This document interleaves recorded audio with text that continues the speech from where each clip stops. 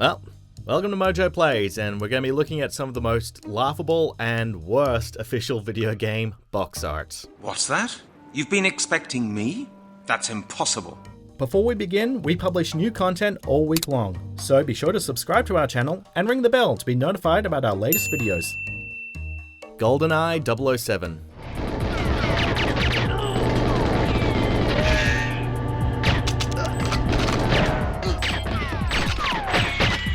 One of the few legitimate good and influential movie tie-in games, Goldeneye 007 may have been a must-have multiplayer game for the N64, but its artwork is something we could do without.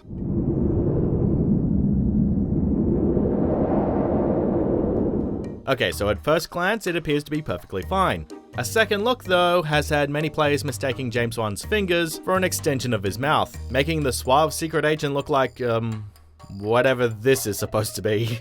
Yes, it's based off a movie poster from the film, but in that picture you can actually tell it's his hands. On the N64 cover, the explosion blocks off too much of the hand, making it look like it's part of his face. Whoops. Every Phalanx game title.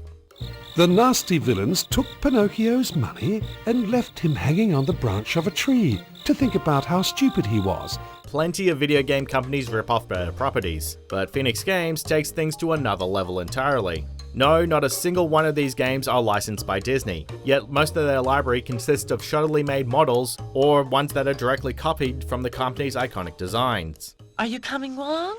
Sure, we'll go first thing tomorrow morning, I promise. In fact, the box covers perfectly encapsulate the level of quality you'll get from these games, or lack thereof. Hell, I'd struggle to even call these games. Although the rip-offs are bad enough, what's worse is that these knockoff designs don't even represent what the actual characters look like in the games. In fact, calling them games would be a stretch to begin with. Talk about blatant false advertising. Jeez. Nah, I'll listen to the music and go to school tomorrow. It's never too late to learn. Marvel's Avengers.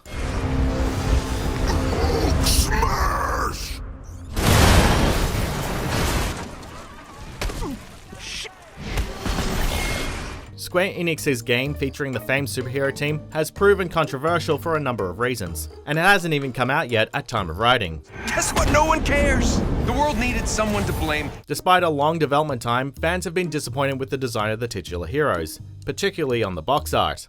Although the Avengers don't share the likeness of their Marvel Cinematic Universe counterparts, their costumes are meant to invoke them. Emphasis on meant, because they fail spectacularly in that regard, coming across as cheap knockoffs. If they were going to have their own likeness anyway, we'd have preferred some better ones. I suggest you both get off my land. What is that? Pure Pinball.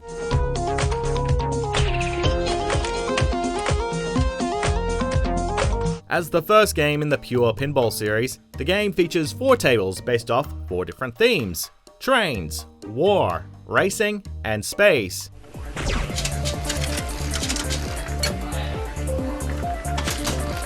So, how did they choose to portray these themes on the box?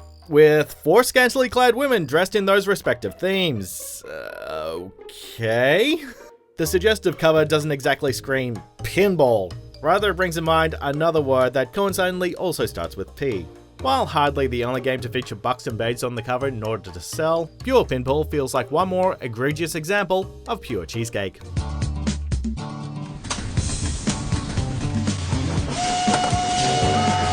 Fire and Ice, aka Solomon's Key 2.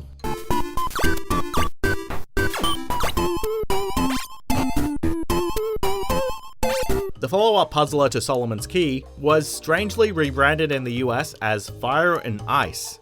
While granted, the point of the game is to extinguish fires using ice blocks, it still seems weird to change the name for the second game in the series.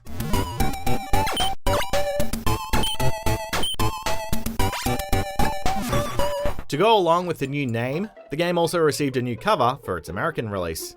Rather than the accurate depiction of Solomon and the enemies he faces like the European box art, Fire and Ice features a plain image of Fire and Ice, with a big green label pasted over it. Did the artist even look at the game for this one? The Legend of Ghost Lion.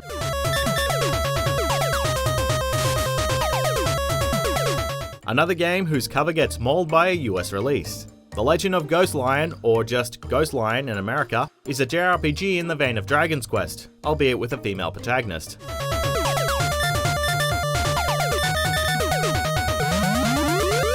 Although the Japanese cover looks like an 80s anime we'd totally watch, America's cover went for a look that has not aged well. The cover girl looks like an aerobics video instructor posing for an 80s hair metal band album, which is weird because the game didn't come out in America until 1992. The titular Ghost Lion also looks jarringly 2D next to a photorealistic look.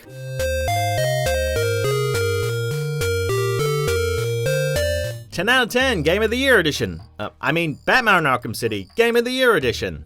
In a few moments, Bruce Wayne will be live on stage to explain his sudden interest in Gotham politics. The Arkham games are spectacular games through and through, and the series' second installment is no exception.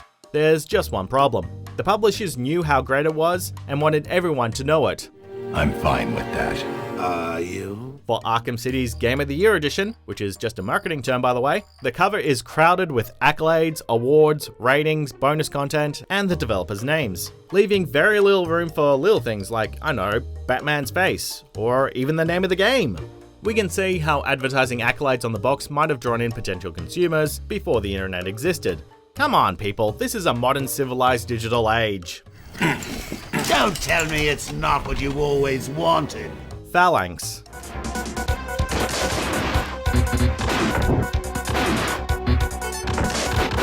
In the discussion of so bad it's good video game art, this is one of the big boys.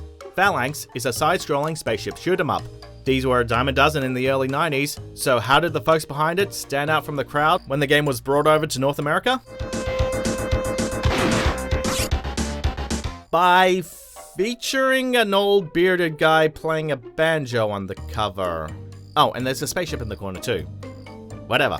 Seriously, this hilariously strange cover is one of the most memorable ever made. What on earth does this elderly banjo player have to do with the game? Your guess is as good as ours.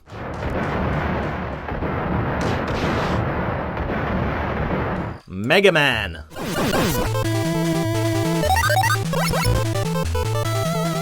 There's getting it wrong, and then there's this. The first entry in the long-running Capcom franchise features one of the most laughably bad box covers ever made. In Japan, the boy robot star is rendered in a cute anime style. Europe got a more dramatic, yet still recognizable piece of art. North America got a chubby guy carrying a gun and wearing yellow. Come on! His name is the Blue Bomber.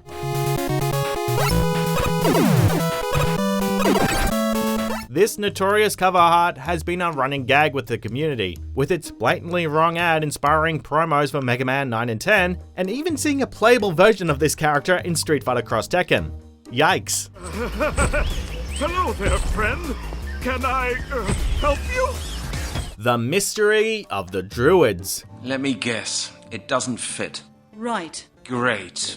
Now what do we do? Honestly, this one really speaks for itself. The game follows a detective sent by Scotland Yard to investigate murders linked to a group of religious neo-druids. That settles that then, doesn't it?